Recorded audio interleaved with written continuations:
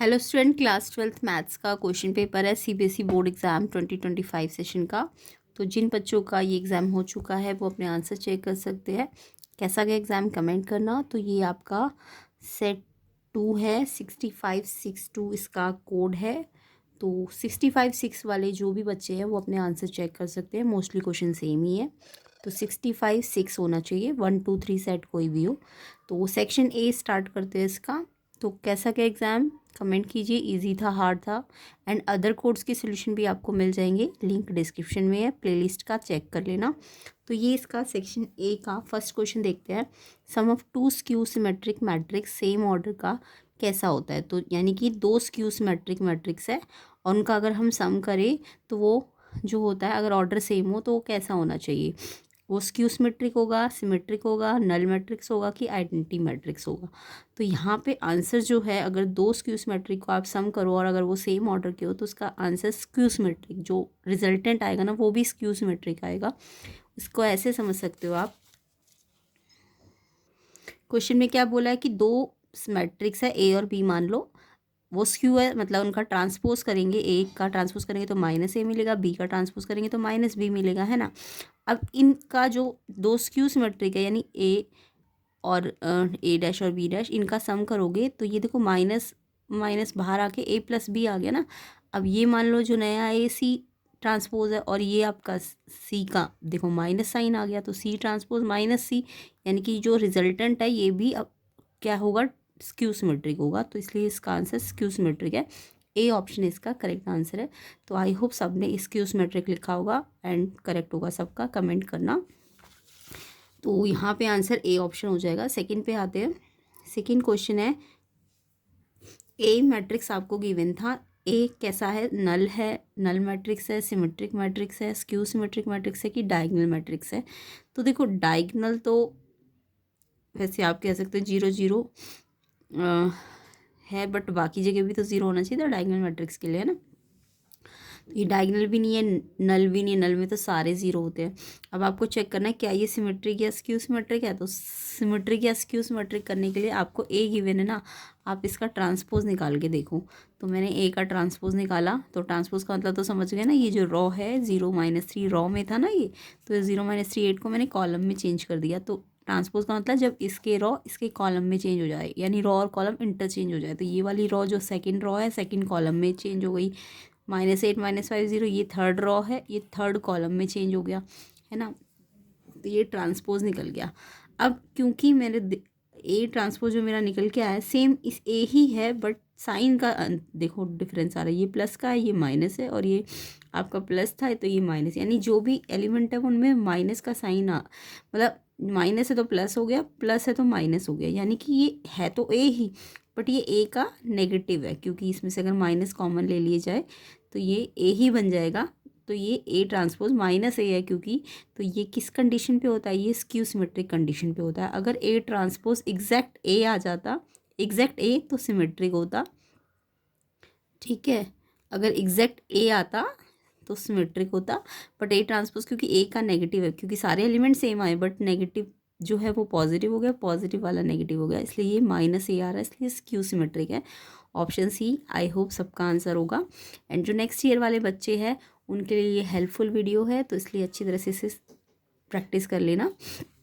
And other question paper PYQs के लिए भी आप चेक कर लेना, प्लेलिस्ट बनी हुई है, डिटेल्ड सोल्यूशन है, कंसेप्ट समझाए गए हैं, तो आप अच्छी तरीके से कर सकते हो इसको प्रैक्टिस। तो इसका आंसर सी है, स्क्यू सिमेट्रिक मैट्रिक्स, ठीक है। नेक्स्ट क्वेश्चन देखो, तो दोनों के आंसर ही स्क्यू सिमेट्रिक ही आए, ए इसका और इसका सी, है ना। नेक्स्ट क्वेश्चन पे आते हैं। नेक्स्ट क्वेश्चन नंबर 3 देखो, the graph shown below depicts. तो यहाँ पे जो ग्राफ है ये किस चीज़ का ग्राफ है, तो ये हमारा y cot x है, tan x है, cot इनवर्स है, tan इनवर्स x है। तो cot और x और tan x तो नहीं है, ये इनवर्स ग्राफ है, क्योंकि इसमें देखो y इधर आ गया है, मतलब x में आपका 1 2 3 आ गया है और y में आपका क्या आया है, पाई 3π/2 2π। तो ये तो इनवर्स का ग्राफ है, जब y में आपका 2π 3π, यानी एंगल जब y साइड पे आ जाए और एक्स पे आपके नंबर्स आ जाए तो पक्का ये सिंपल ट्रिग्नोमेट्रिक तो है नहीं, इन्वर्स है। अब इन दोनों में से आपको चॉइस करनी है। समझ आ गया ना क्यों नहीं है ये कॉट एक्स और टेन एक्स, क्योंकि यहाँ पे वाई एक्सिस पे आपका एंगल आ गया है। तो जब वाई एक्सिस पे एंगल होते हैं तो ये इन्वर्स फंक्शन होते हैं, यानी इन दोनों में चॉइस करनी है आपको। तो अगर आपको ग्राफ स्टडी किए हो तो ये बी ऑप्शन इसका करेक्ट है, वाई कॉट इन्वर्स एक्स। तो कॉट इन्वर्स एक्स का ग्राफ है ये। तो इसको देखो,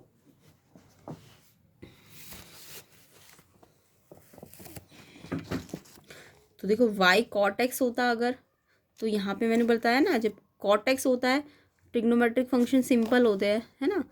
कॉट एक्स होता है तो एक्स की साइड पे एक्स एक्सिस पे एंगल होते हैं, है ना। तो जब एक्स एक्सिस पे एंगल हो तो ये कॉट एक्स होता, बट एंगल अगर वाई एक्स की जगह वाई एक्सिस पे अगर आ जाए तो फिर ये इन्वर्स फंक्शन होता है। तो अगर इसका मैं रिस्ट्रिक्शन लगा दूँ प्रिंसिपल ब्रांच की, तो ये वाला अगर देखे तो वाई कॉट एक्स आपका ये है ना,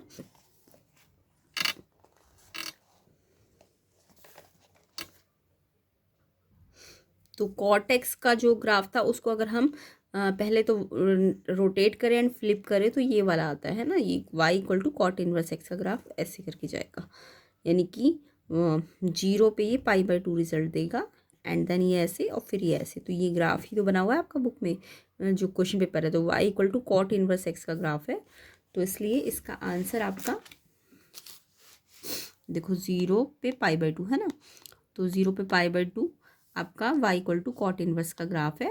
तो इन दोनों में से चॉइस करनी थी, तो ये ग्राफ जब 0 पे π/2 हो तो कॉट इन्वर्स एक्स का ग्राफ है ये। और ये इसलिए नहीं है ये वाला तो बिल्कुल देखो ही मत, क्योंकि y पे एंगल आ गया आपके। तो y पे एंगल तो जब होते तो सिंपल ट्रिग्नोमेट्रिक नहीं होता, इन्वर्स ट्रिग्नोमेट्रिक होता है। तो इनमें से चॉइस करनी है, तो जब 0 में π/2 हो तो ये कॉट इन्वर्स एक्स का ग्राफ है।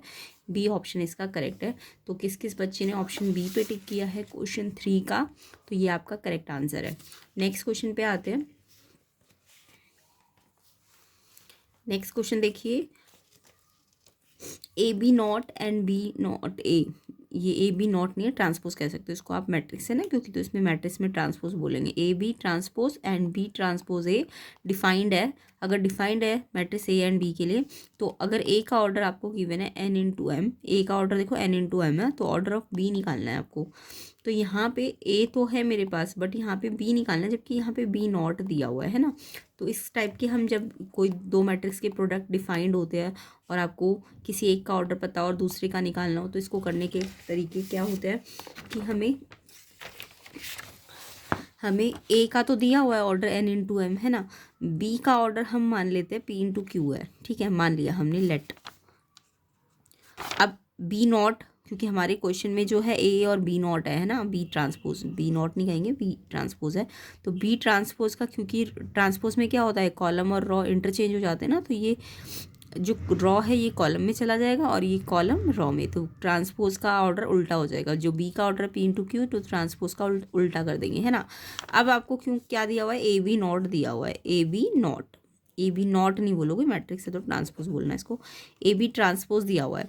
अब आपको प्रोडक्ट का कोई भी रूल पता होगा, प्रोडक्ट में क्या होता है, अगर ए का ऑर्डर n इंटू एम है वो तो आपको गिवन था, है ना। अब बी का मैंने यहाँ पे क्वेश्चन में बी नॉट दिया है, तो बी का अगर पी इंटू किया तो बी नॉट का क्यू इंटू पी है, तो इसका हमारा क्यू इंटू पी है। तो जब भी दो नंबर्स प्रोडक्ट में होते हैं ना, तो उसकी पहली कंडीशन होती है पहले वाले का कॉलम दूसरे वाले के रॉ के क्या होना चाहिए, इक्वल। यानी कि इसका कॉलम से पहले वाले का कॉलम फर्स्ट वाले का कॉलम, ठीक है, कॉलम ए का और सेकंड वाला जो है उसकी रॉ, बी की रॉ, ठीक है, वो इक्वल होना चाहिए। तो यानी इसका एम इसके क्यू के इक्वल होना चाहिए, ये किसी भी प्रोडक्ट की कंडीशन होती है। और दूसरा ये जो ओवरऑल प्रोडक्ट मिलता है वो उसमें ऑर्डर जो आता है एन इंटू पी आता है, ये वाला, ठीक है। बाकी इससे हमें अभी फ़िलहाल कोई लेना देना नहीं है, हमें ये कंडीशन देखनी है। तो यहाँ से मेरा एम क्यू के क्यू निकल गया एम के इक्वल। और ऐसे ही अगर ये दूसरा वाला भी डिफाइंड दिया हुआ है, तो ये भी डिफाइंड तब होगा जब जो भी बी नॉट बी ट्रांसपोज का ऑर्डर है क्यू इंटू पी और जो ए का ऑर्डर है एन इंटू एम, कि जब ये वाली कंडीशन लगेगी कि ये वाला इसके इक्वल होगा, तो पी एन के इक्वल होगा। तो यानी कि मेरे पास क्यू भी आ गया और पी भी आ गया, है ना। क्यू कितना है एम और पी कितना है एन, है ना। तो यानी कि मैंने बी का ऑर्डर क्या माना था, पी इंटू क्यू माना था ना, है ना, स्टार्टिंग में। तो पी क्या आया आपका एन आया इस कंडीशन से, और पहले वाले कंडीशन से क्यू क्या आया एम। तो n इंटू एम, तो ये बी का ऑर्डर आ जाएगा। ठीक है, अगर बी नॉट का बोलते तो उल्टा कर देना, m इंटू एन। ओके, तो बी ऑप्शन इसका करेक्ट आंसर है। तो इसका आंसर आपका n इंटू एम आएगा, बी ऑप्शन बिल्कुल ठीक है। किस किस बच्चे का आंसर n इंटू एम है, बिल्कुल ठीक आंसर है, कमेंट करना। नेक्स्ट क्वेश्चन देखो। तो ऐसे ही आपको डिटेल कंसेप्ट एंड सॉल्यूशंस मिलेंगे प्लेलिस्ट के अंदर, जितने भी PYQs है, क्वेश्चन पेपर्स है एंड अदर कोड्स भी। तो जो नेक्स्ट ईयर वाले बच्चे हैं उनके लिए हेल्पफुल वीडियो है, तो उसे अच्छी तरह से प्रैक्टिस कर लेना। प्लेलिस्ट का लिंक मैंने डिस्क्रिप्शन में डाला हुआ है। नेक्स्ट देखिए क्वेश्चन नंबर 5, f(x) गिवन था log 1 plus ax plus log 1 minus bx upon x. तो x नॉट इक्वल टू 0 है एंड अगर x 0 है तो k है। अब ये आपको बोला है कॉन्टीन्यूज है x इक्वल टू 0 पे, तो आपको वैल्यू ऑफ k निकालना है। तो कॉन्टीन्यूटी में से है ये, तो यहाँ पे x इक्वल टू 0 पे लिमिट निकालनी है।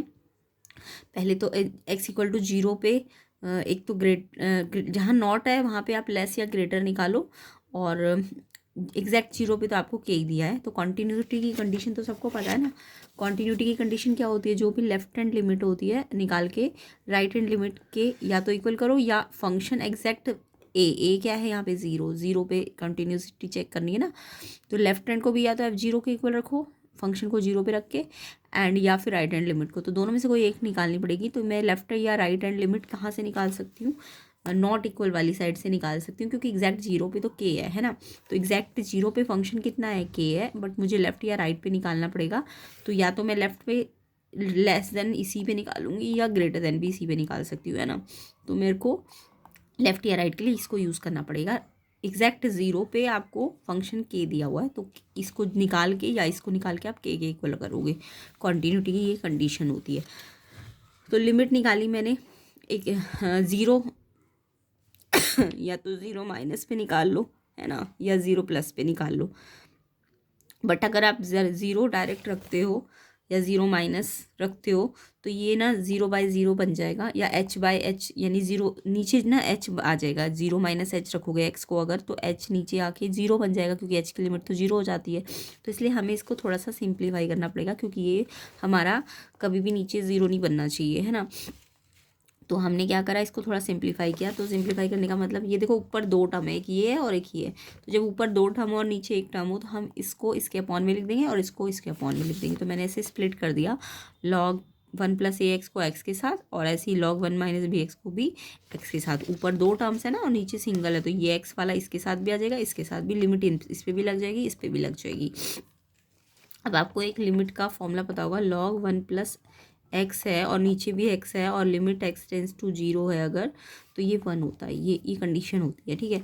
तो अगर मेरा 1 प्लस x है तो नीचे भी x होता, तब तो ये आ जाता। बट यहाँ पे तो x की जगह ax है ना, तो मुझे x को a देना पड़ेगा ताकि ये वाला फॉर्मूला बन जाए। तो a यहाँ x के साथ a है, तो यहाँ भी a देना पड़ेगा। तो ax मैंने दिया, तो a से मैंने डिवाइड किया है ना, तो a से मल्टीप्लाई भी करना पड़ेगा, है ना।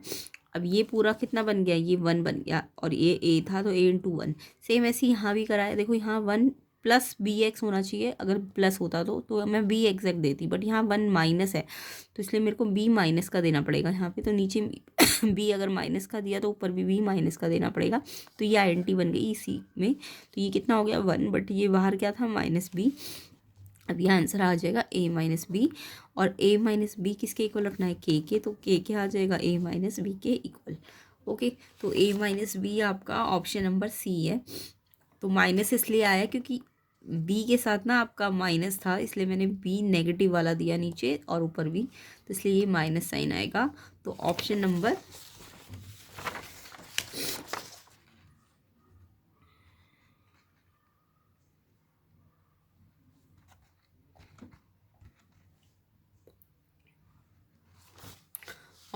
इसका हो जाएगा सी ऑप्शन इसका करेक्ट है।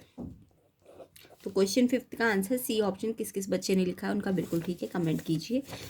नेक्स्ट क्वेश्चन देखो 6, if y equal to a cos log x plus b sin log x then x² y2 plus xy1 निकालना था। तो थोड़ा सा लेंदी क्वेश्चन था, 1 नंबर में आ गया था। तो क्योंकि आपको इसमें y2 का मतलब सेकंड डेरिवेटिव भी निकालना है और y1 का मतलब फर्स्ट डेरिवेटिव भी निकालना था, तो थोड़ा लेंदी क्वेश्चन है ये। तो आपको पहले y से फर्स्ट डेरिवेटिव निकालना है, फिर सेकंड, और फिर इस पर रख देना है, ठीक है। तो यहाँ पे मैंने सिंप्लीफिकेशन बहुत सारी किया, आई होप सबको सिंप्लीफिकेशन आती हो। तो y ये दिया है, अब मैं y1 निकाल रही हूँ। y1 का मतलब मैं डिफ्रेंशिएट कर रही हूँ y को डिफ्रेंशिएट कर रहे हो, ठीक है, विद रिस्पेक्ट टू x। तो y को डिफ्रेंशिएट किया तो y1 dy/dx को हम y1 बोलते हैं। तो y1 अगर नीचे है ना तो ये dy/dx होता है। अब इसको देखो, ये अलग टर्म है, ये अलग टर्म है, प्लस है, तो पहले इसको करो फिर इसको dy/dx करो। तो a तो कांस्टेंट है, बाहर आ जाएगा। cos log x का, cos x का क्या होता है, sin x माइनस का, है ना। बट x क्योंकि x नहीं है, log x है, तो माइनस, चेन रूल लगा दो। तो cos x मान के इसको sin x माइनस का किया, और फिर x तो log x था, तो इसका फिर से चेन रूल से log x का फिर से डिफ्रेंशिएट कर दो 1/x। सेम ऐसे इसका करो, b कांस्टेंट बाहर, sin x का क्या होता है, cos x, x क्या है, log x। अब ये क्योंकि चेन रूल से log x का फिर से करना पड़ेगा 1/x, ठीक है। अब ये मेरा y1 आ गया। अब ये देखो x इसके अपॉन में भी है और इसके अपॉन में भी है, दोनों के अपॉन में x है ना, तो मैंने x को इकट्ठा x लिख दिया और ये एज इट इज़ आ गया, minus a sin log x b cos log x। अब मेरे को इसका सेकेंड डेरिवेटिव फिर से डिफ्रेंशिएट करना पड़ेगा। तो डिफ्रेंशिएट करोगे, y1 को डिफ्रेंशिएट करोगे तो अब डबल डेरिवेटिव y2 आ जाएगा। अब फिर से, अब इसमें ना u और v वाला जो फॉर्मूला होता है ना, u/v वाला, कैसे होता है u/v वाला, पहले v का derivative u as it is, या पहले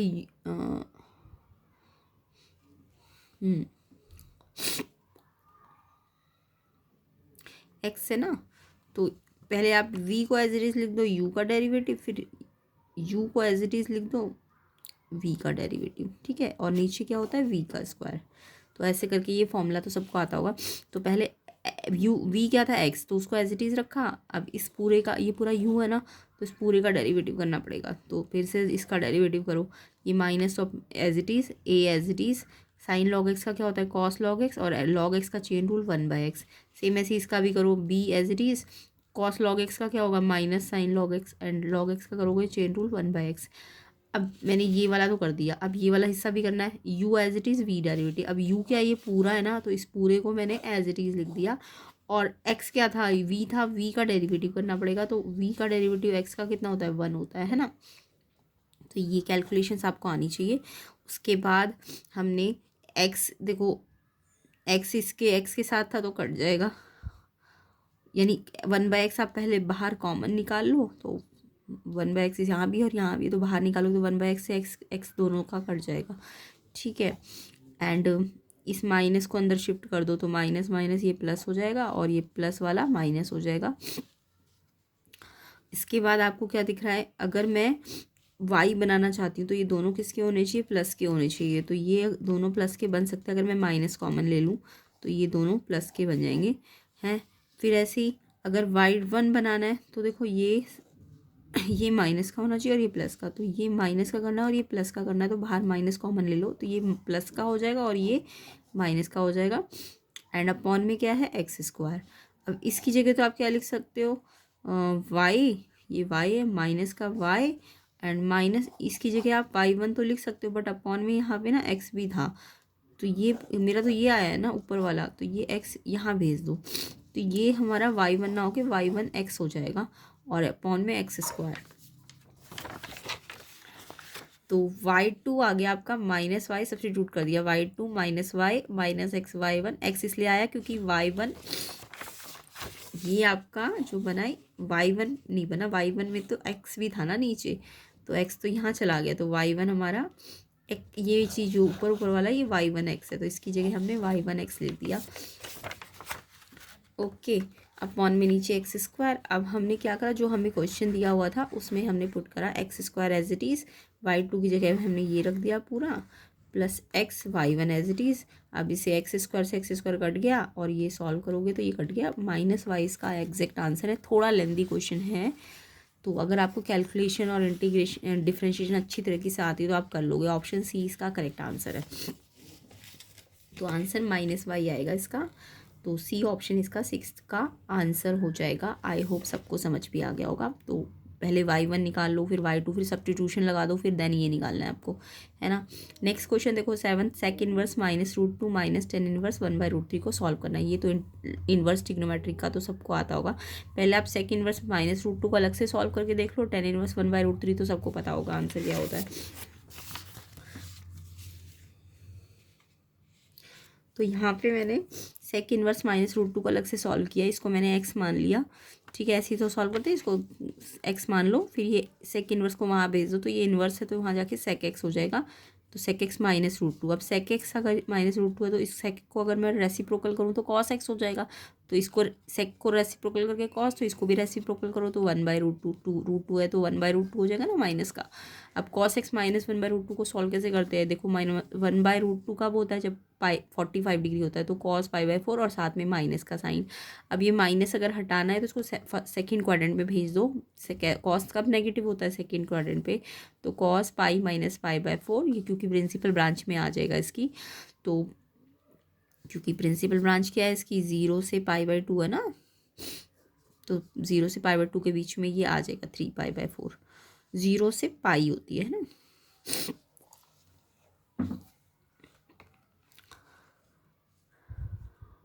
तो अब आपका पाई माइनस π/4, इसको सेकेंड क्वाड्रेंट में भेज दिया मैंने, पाई माइनस सेकेंड क्वाड्रेंट क्या होता है पाई माइनस π/4, तो ये प्लस का साइन आ जाएगा यहाँ पे। अब ये एक्स जो है इस पाई माइनस π/4 के इक्वल हो गया, यानी कि एक्स आ गया, ये इसको सॉल्व करोगे पाई माइनस π/4 को 3π/4, तो एक्स आपका 3π/4, यानी एक्स यही था ना ये पूरा, तो इस पूरे की वैल्यू आपकी π/4 3π/4 आ गई, यानी इसकी जगह हमने 3π/4 रख दिया। एंड इसका तो आपको सॉल्व करना आता ही होगा, डायरेक्ट ऐसे भी कर सकते हो, नहीं तो डायरेक्ट ही कर दो। 10 इनवर्स 1/√3 कब होता है 10 30 क्या होता है π/6, 10 इनवर्स से 10 कट गया क्योंकि π/6 इसकी प्रिंसिपल ब्रांच में आता है, तो π/6 ले लिया। और माइनस कर दो, एलसीएम ले 4 और 6 का 12, 4 3 जा तो 3 3 जा 9, 6 2 जा तो 2π, 9 - 2 7π/12, ऑप्शन डी करेक्ट है। तो आई होप ये क्वेश्चन तो सबका सही होगा, कमेंट करना 7π/12 किस किस का आंसर आया है, ऑप्शन डी इसका करेक्ट आंसर है। नेक्स्ट क्वेश्चन देखो, 10 इनवर्स x² - y² ए है अगर, तो ए कांस्टेंट है तो dy/dx निकालो। तो यहाँ भी थोड़ी सी कैलकुलेशंस वगैरह थी, आपको 10 इनवर्स x मान के चेन रूल लगा के इसे सॉल्व करना है, डिफ्रेंशिएट करना है दोनों साइड, तो differentiate both side with respect to x। 10 inverse x का क्या होता है, डिफ्रेंशिएशन करोगे तो 1/x1 + x², ये होता है ना 10 इनवर्स x का। तो 10 इनवर्स x की जगह तो ये है, तो 1 + x की जगह ये लिख दिया पूरा, और फिर इस पर स्क्वायर लगा दिया। अब क्योंकि ये x नहीं है तो चेन रूल से इसको फिर से डिफ्रेंशिएट करोगे, तो x² का किया तो 2x, y² का किया तो 2y, एंड y का क्योंकि x के रिस्पेक्ट में कर रहे तो 2y लिख के इसको dy/dx भी करो, है ना। एंड ए कांस्टेंट है, कांस्टेंट का डिफरेंशिएट 0, दोनों साइड डिफरेंशिएट करना पड़ेगा, तो इसको मैंने चेन रूल किया है। पहले 10 इनवर्स x का फार्मूला 1 + x², 1 + x की जगह ये था स्क्वायर, एंड फिर इसका फिर से डिफरेंशिएट करा। अब मेरे को पता है कि ये अपॉन में ये है, तो ये अपॉन वाला तो वहाँ जाके वहाँ चला जाएगा, तो 0 से मल्टीप्लाई हो गया 0 बन गया, जस्ट ऊपर वाले को सॉल्व करना है आपको। तो ये dy/dx निकालना है, तो पहले 2x को आपने प्लस है तो यहाँ जाके माइनस में भेजा, और फिर ये मल्टीप्लाई में था तो ये डिवाइड में आ गया, माइनस से माइनस कट गया, 2 से 2 x/y इसका dy/dx हो जाएगा, ऑप्शन ए इसका करेक्ट है। तो option A x/y correct answer है। किस किस का आया कमेंट करना। नेक्स्ट क्वेश्चन है, f(x) अगर x² है और x आपका रियल नंबर है तो कौन सी स्टेटमेंट है जो इनकरेक्ट है, इनकरेक्ट पूछी गई थी। तो ये कैसा है, क्वाड्रेटिक पॉलिनोमियल है ना, सिंपलेस्ट वाला। तो इसमें आपको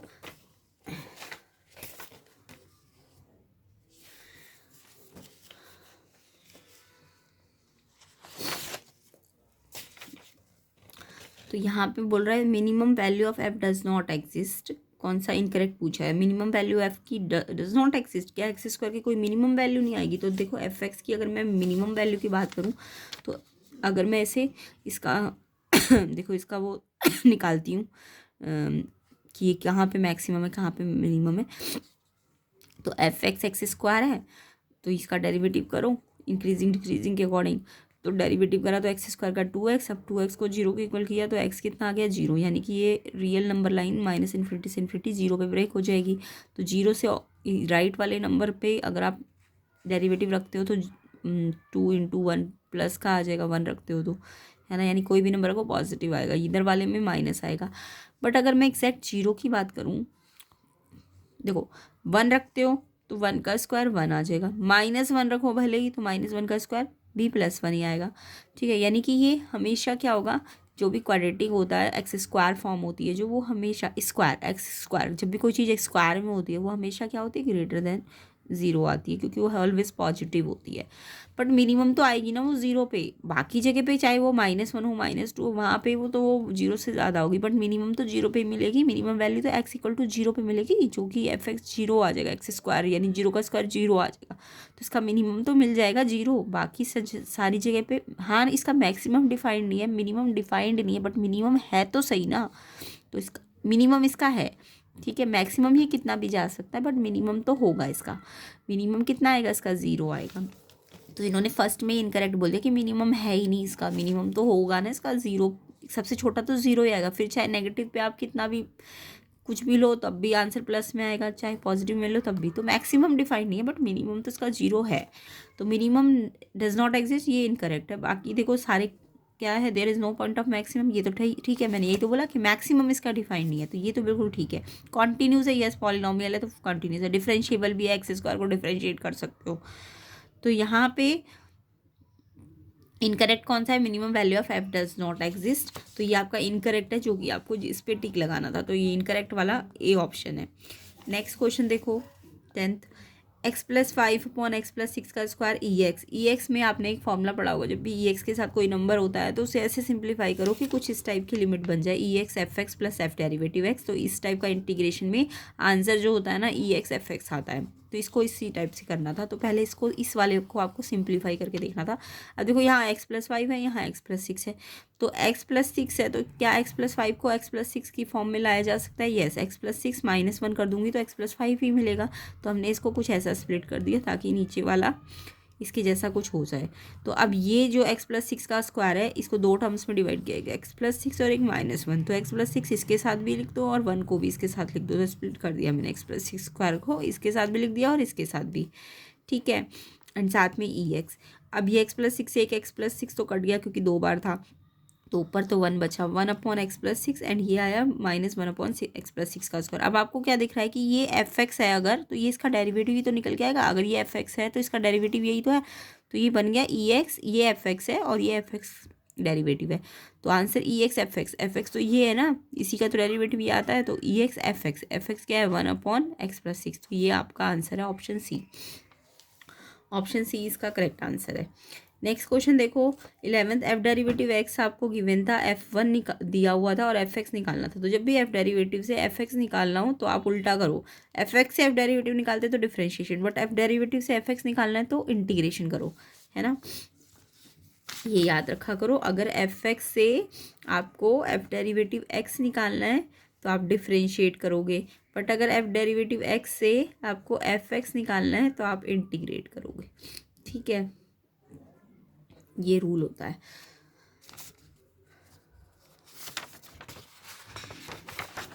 तो एफ एक्स कैसे निकलता है, जब एफ डेरिवेटिव का इंटीग्रेशन करते हो। तो एफ डेरिवेटिव एक्स आपको दिया हुआ है, इसको थोड़ा सा सिंप्लीफाई कर दिया, 3 को अंदर भेज दिया, 3x² ब्रैकेट पे था ना, ये 3x², 3 2 6 एंड ये एज इज -4/x³ + 5, ठीक है। इसका मुझे इंटीग्रेशन करना है, इंटीग्रेशन करना आई होप सबको आता होगा। पहले ही पावर को यहाँ मल्टीप्लाई कर, सॉरी 3s बाहर कांस्टेंट बाहर, x पे एक पावर बढ़ जाती है इंटीग्रेशन में और जो ऊपर आती है पावर वही नीचे, यानी xn का अगर इंटीग्रेशन कर रहे हो तो x पे एक पावर बढ़ेगी और जो पावर ऊपर आएगी वही नीचे आएगी। तो 6 constant as it is, x पे एक पावर बढ़ाओ 2 और 2 नीचे 4। अब ये x3 को अगर ऊपर लाते हो तो ये -4, x3 प्लस में है तो ऊपर आएगा तो -3। अब इस पर एक पावर बढ़ाओ तो -3 पे +1 और नीचे भी -3 + 1, तो -3 + 1 यानी -2 आएगी पावर और नीचे भी -2 आएगा। 5 में 5x हो जाता है इंटीग्रेशन में एंड साथ में सब कांस्टेंट c। अब ये माइनस माइनस यहाँ, ये माइनस इसको यहाँ भेज दो प्लस, एंड ये x माइनस में आ गया क्योंकि, तो इसको प्लस पावर में लाना है तो इसको नीचे भेज दो and as it is. Simplification I hope सबको आता होगा, एक्सपोनेंट कैसे सॉल्व किए जाते हैं। अब आपको एफ एक्स इतना आ गया, ठीक है।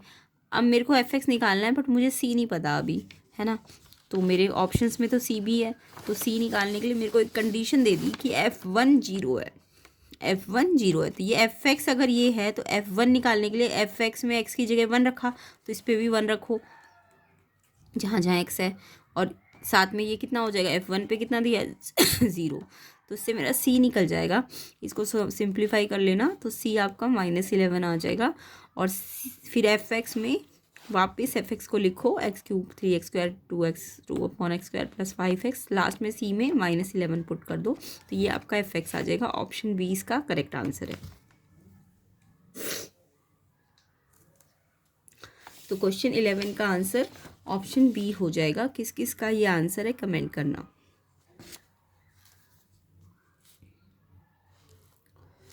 तो इसका answer x³ + 3x² + 2/x² + 5x -11, B option इसका करेक्ट आंसर है।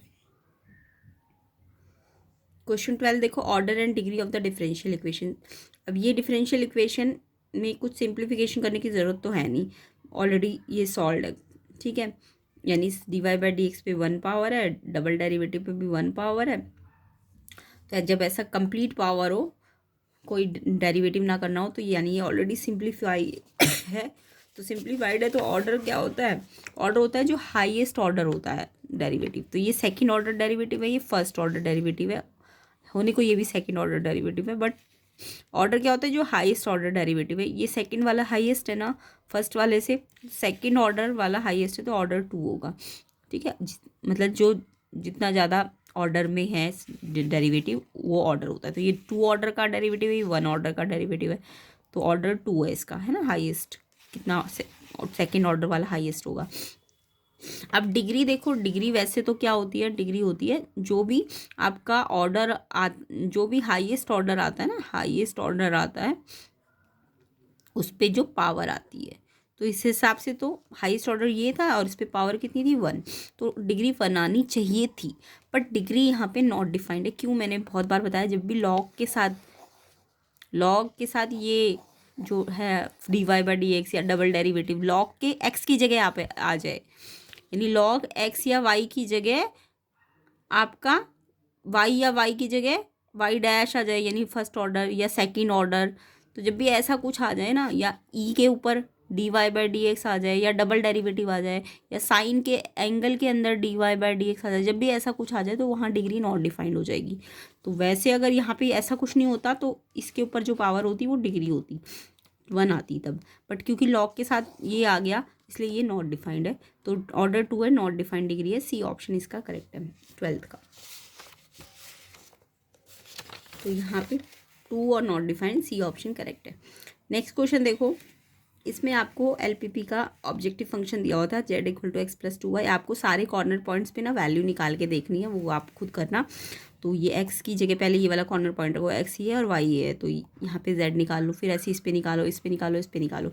अब इसमें इन्होंने बोला था कौन सा करेक्ट है, तो यहाँ पे जो करेक्ट आएगा ना वो z is minimum at s वाले पॉइंट पे z ना मिनिमम आ रहा है, बाकी सब पे ना ये इनकरेक्ट आ रहा है। और आप निकाल के देख लेना सारी वैल्यू, तो z मिनिमम इस पॉइंट पे आ रहा है, ये बिल्कुल करेक्ट स्टेटमेंट है।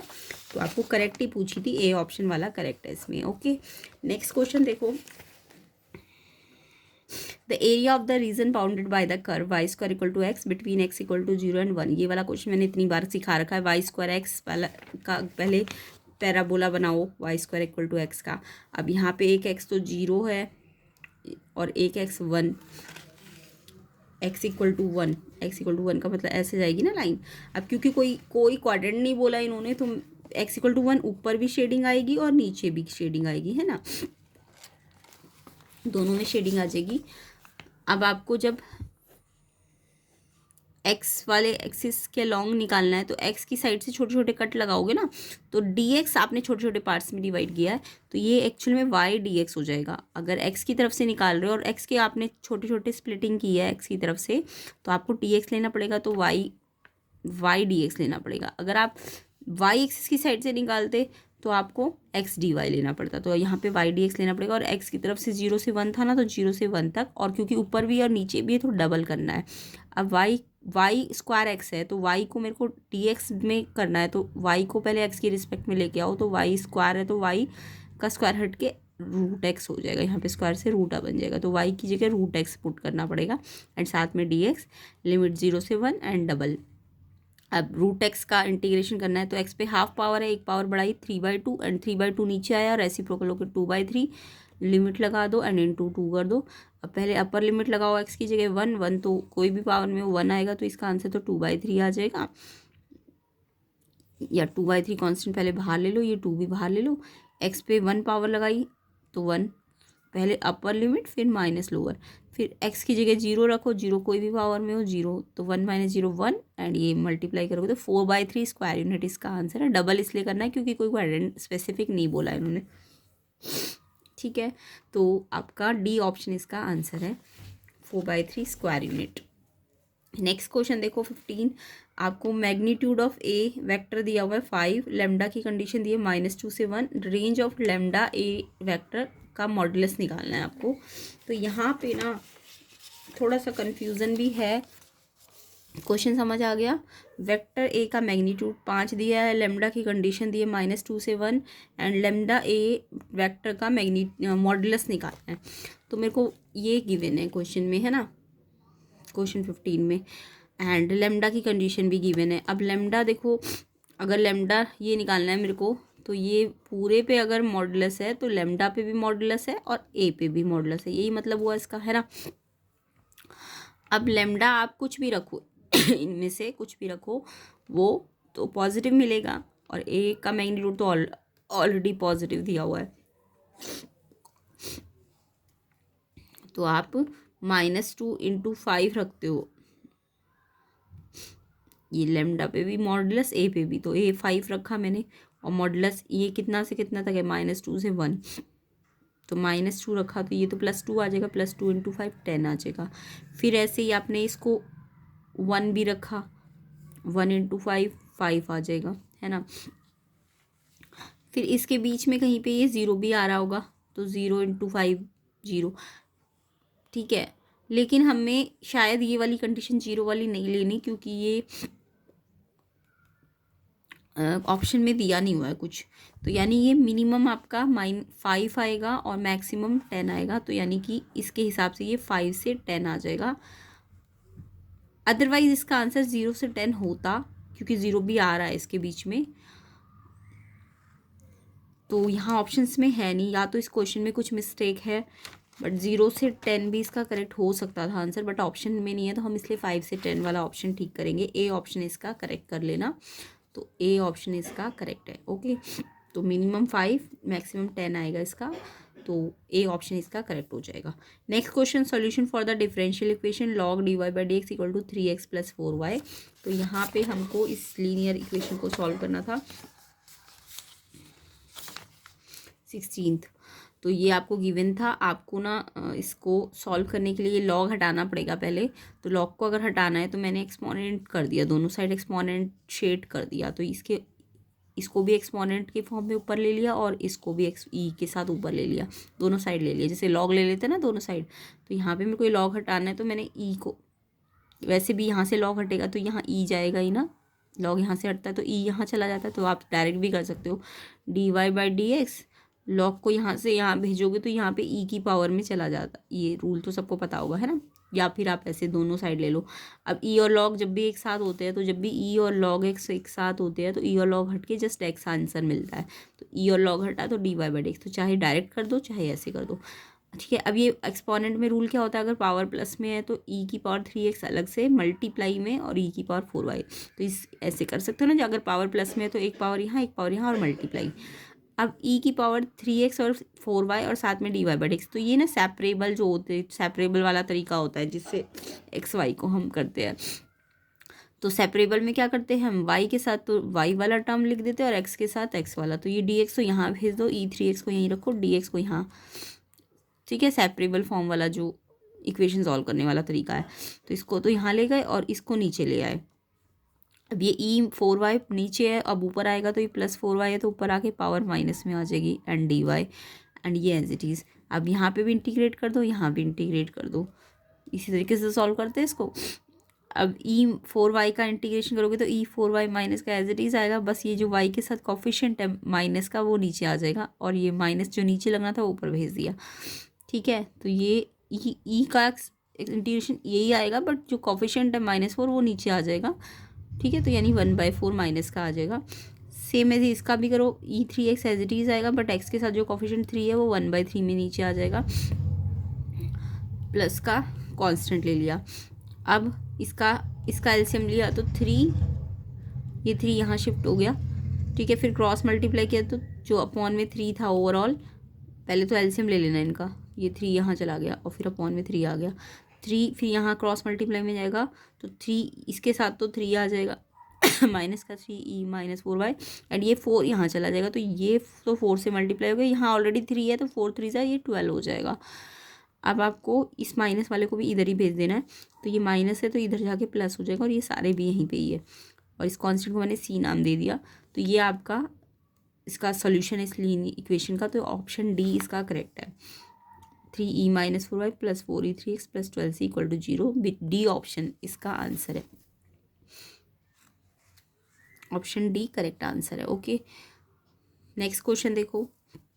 नेक्स्ट क्वेश्चन में आपको ये एलपीपी बना के दे दी थी, z equal to 2x plus 5y maximize under the following constant, ये कंस्टेंट्स भी गिवन थे। अब आपको दिख रहा है ये रीजन अनबाउंडेड आ रखा है ना, तो जब भी अनबाउंडेड रीजन आए तो उसमें जो उसका एलपीपी का सोल्यूशन होता है ना वो एग्जिस्ट नहीं करता, क्योंकि अनबाउंडेड रीजन है, और आप इसको जो भी आप निकालोगे कंस्टेंट के मैक्सिमम मिनिमम, वैसे तो पॉइंट दिए नहीं हुए क्वेश्चन में, बट ये जब भी एलपीपी में अनबाउंडेड रीजन आए तो उसका सोल्यूशन नॉट एग्जिस्ट। ओके, तो डज नॉट एग्जिस्ट इसका आंसर है ऑप्शन, क्वेश्चन नंबर 17 का ऑप्शन सी करेक्ट आंसर है। कमेंट करना किस किस का आंसर सी ऑप्शन है, एंड ये वाला भी आपको समझ आ गया होगा। नेक्स्ट क्वेश्चन देखो, question number 18, chances that 3 person ABC go to the market are 30%, 60% and 50%, probability at least 1 will go to the market.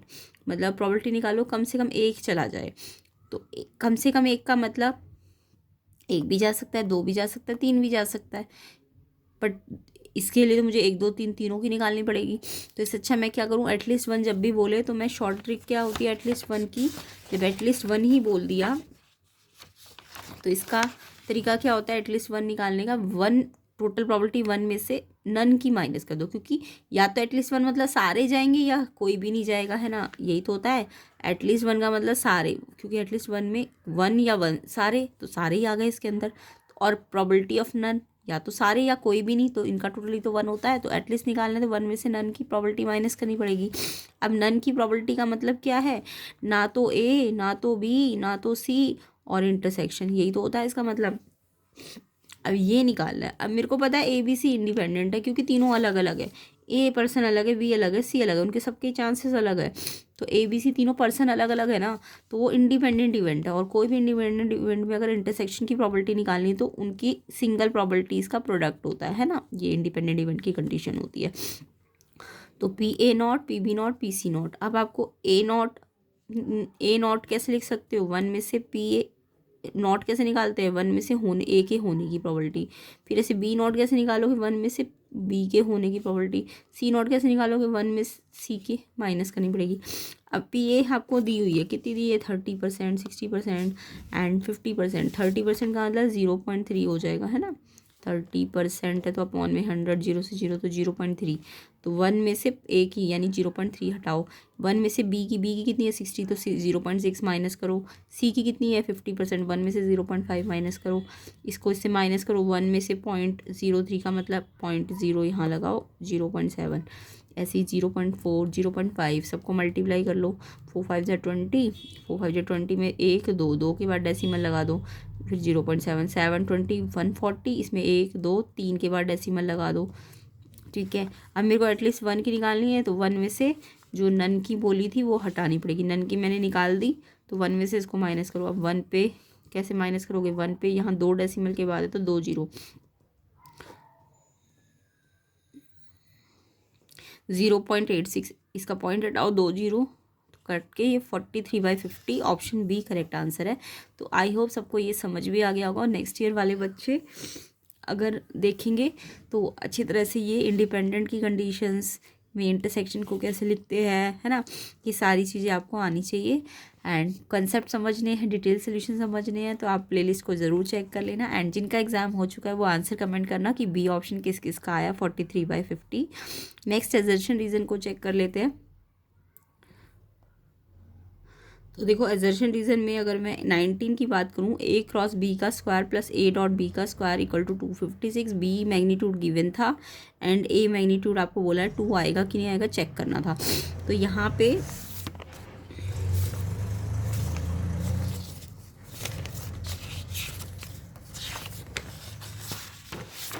पे मैं क्या करूँगी, क्रॉस प्रोडक्ट और डॉट प्रोडक्ट का फॉर्मूला लगाऊंगी। ठीक है, तो मुझे ये कंडीशन दी हुई है 256 के इक्वल।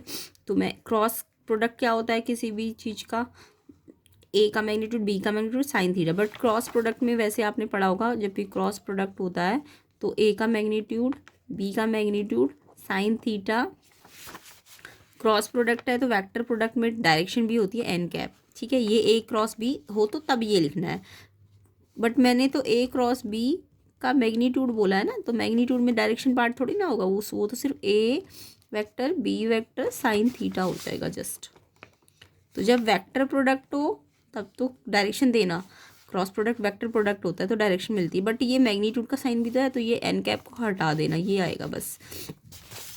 तो ए क्रॉस बी का मैग्नीट्यूड है तो ए का वेक्टर बी का मैग्नीट्यूड साइन थीटा। अब यहाँ एन कैप मत लिखना क्योंकि ये मैग्नीट्यूड है एंड इस पे क्या है स्क्वायर है। सेम ऐसे यहाँ भी मैग्नीट्यूड है, वैसे भी डॉट प्रोडक्ट आपका क्या होता है वो तो उस पर तो कोई डायरेक्शन नहीं होती ना, तो वो तो ए का मैग्नीट्यूड बी का मैग्नीट्यूड कॉस थीटा और इस पर भी स्क्वायर है एंड इक्वल्स टू कितना है 256। अब आपको स्क्वायर दिख रहा है तो ये सब पे है, तो इस पे भी है इस पे भी है इस पे भी है, तो ये हमने सब पे स्क्वायर लगा दिया, इस पे भी इस पे भी इस पे भी स्क्वायर लगा दिया इक्वल टू 256। अब आपको दिख रहा है ए स्क्वायर और बी स्क्वायर मैग्नीट्यूड दोनों में आ रहा है तो कॉमन ले लिया, तो यहाँ अंदर साइन स्क्वायर बचा, यहाँ कॉस स्क्वायर बचा और ये कितना होता है sine square plus cos square 1 होता है, तो ये पूरा 256 के इक्वल है। अब ये तो पता है आपको वेक्टर भी क्वेश्चन में दे रखा था 8 का स्क्वायर ये निकालना है, वैसे तो गिवन ये भी है बट ये आपको निकाल के देखना उतना आ रहा है कि नहीं आ रहा। तो 8 का स्क्वायर 64 डिवाइड में आ गया, काटोगे तो 4 और इस पे स्क्वायर है तो इस पे रूट लगा तो ये 2 आ गया। यस, इतना ही बोला था इन्होंने, ये इतना आना चाहिए, तो मेरा इतना ही आ रहा है। एजर्शन बिल्कुल ठीक है, तो एजर्शन तो आपका बिल्कुल ठीक है। और रीज़न कह रहा है कि अगर ये हमने ये यूज़ करना है sine square plus cos square 1, yes ये हमने यूज़ किया था ना इसको सॉल्व करने के लिए, तो यस हमें पता है कि sine square plus cos square 1 जो हमने यहाँ यूज़ किया था एंड हमें ये भी पता है कि ये इसके इक्वल होता है और ये इसके इक्वल होता है, तो इनका भी हमने यूज़ किया था और इसके यूज़ से ही तो हमने ये निकाला, तो ये बिल्कुल करेक्ट भी है और एक्सप्लेन भी कर रहा है कैसे ये निकला। तो रीज़न आपका करेक्ट भी है और एक्सप्लेनेशन भी दे रहा है कि ये कैसे आया, तो ए ऑप्शन जब एजर्शन रीज़न दोनों ठीक हो और एक्सप्लेनेशन भी ठीक हो, जिसका मतलब आपका एजर्शन रीज़न ट्रू भी है और एक्सप्लेनेशन भी दे रहा है, तो ए ऑप्शन इसका करेक्ट आंसर हो जाएगा। तो इसका आंसर आपका ऑप्शन ए है। किस किस बच्चे ने ऑप्शन ए किया क्वेश्चन 19 का, उनका बिल्कुल ठीक है एजर्शन रीज़न। नेक्स्ट देखो, नेक्स्ट है आपका लेट एफ एक्स ई एक्स है, एक फंक्शन ई एक्स है और एक जी एक्स फंक्शन है लॉग एक्स है। आपको बोला एफ प्लस जी का कंपोजिट फंक्शन बनाओगे तो वो e x plus log x आएगा, जहाँ पे domain f plus g R होना चाहिए। तो पहले मुझे इन दोनों के डोमेन पता करने पड़ेंगे, है ना। तो यहाँ पे मेरे को पता है, अगर मैं ई एक्स की बात करूँ, अगर मैं ई एक्स जो एफ एक्स हमारा ई एक्स है उसकी बात करूँ तो उसका जो डोमेन होता है ई एक्स का डोमेन वो तो रियल होता है, ये तो सबको पता है। कोई एक्स कुछ भी ले सकता है रियल नंबर, तो एफ एक्स यानी ई एक्स का डोमेन तो रियल है। बट अगर जी एक्स लॉग एक्स की बात करूँ मैं, तो लॉग एक्स में डोमेन की कंडीशन होती है वो 0 से इनफाइनाइट होता है, यानी कि वो 0 भी नहीं होना चाहिए डोमेन इसका, एक्स 0 भी नहीं होना चाहिए, 0 से इनफाइनाइट होना चाहिए, तो एक्स की वैल्यू 0 से बड़ी होनी चाहिए। ठीक है, तो इसका डोमेन रियल नंबर है, इसका डोमेन 0 से इनफाइनाइट है। तो अगर मैं एफ प्लस जी कंपोजिट फंक्शन बनाती हूँ तो मुझे इन दोनों का इंटरसेक्शन लेना पड़ेगा ना, इसके डोमेन और इसके डोमेन का इंटरसेक्शन। तो दोनों का इंटरसेक्शन क्या है, देखो इसमें रियल में तो सारे माइनस इन्फिनिटी से प्लस इन्फिनिटी आ रहे हैं, जबकि इसमें सिर्फ 0 से 0 भी नहीं आ रहा, 0 से इन्फिनिटी आ रहा है। तो दोनों में क्या चीज़ कॉमन है, 0 से इन्फिनिटी तो दोनों में आ रही है, तो इसका दोनों का इंटरसेक्शन यानी कंपोजिट बनाना है तो इन दोनों का इंटरसेक्शन वाला डोमेन लेना है। तो इंटरसेक्शन वाला तो 0 टू इन्फिनिटी है, जबकि क्वेश्चन में रियल बोल रहा है कि इसका डोमेन ये रियल है, तो ये थोड़ी ना रियल के बराबर है ना। तो यानी कि एजर्शन आपका गलत है, एजर्शन गलत है। रीज़न बिल्कुल ठीक है कि जो एफ प्लस जी का डोमेन है वो एफ का डोमेन और जी का इंटरसेक्शन होगा। अगर ये ठीक आता ना, ये अगर आर की जगह आपको 0 टू इन्फाइनाइट देते तो ये ठीक होता, तो ये एक्सप्लेनेशन भी ठीक होता। बट यहाँ पे क्योंकि एजर्शन ही गलत है, रीज़न चाहे भले ही सही भी और एक्सप्लेन भी कर रहा हो कि कैसे ये निकल सकता था, बट रीज़न सही है बट एजर्शन आपका गलत है। इसलिए ऑप्शन डी इसका आंसर है। एजर्शन गलत, रीज़न सही, ऑप्शन डी। तो क्वेश्चन 20 का आंसर डी है। एजर्शन रीज़न कमेंट करना किस किस को समझ भी आ गए एंड किस किस के ठीक है। एंड 1 से 20 तक मुझे कमेंट करना किस किस के कितने ठीक है। एंड कंप्लीट सोल्यूशन के लिए आपको जल्दी से जल्दी शेयर करना है वीडियो को। लाइक कम से कम 1000 लाइक कर दीजिए ताकि मैं इसका कंप्लीट सोल्यूशन करा सकूं। तो आप सेक्शन बी अगर चाहते हैं तो 1000 लाइक जल्दी से जल्दी वीडियो करो, और चैनल में नए हो तो चैनल को सब्सक्राइब भी कर लेना। अदर कोर्स के सोल्यूशन भी मिल जाएंगे, प्लेलिस्ट को चेक कर लेना। एंड कमेंट करना कितने 1 में से 20 में से कितने ठीक है आप सबके। आई होप सबका एग्ज़ाम अच्छा गया हो।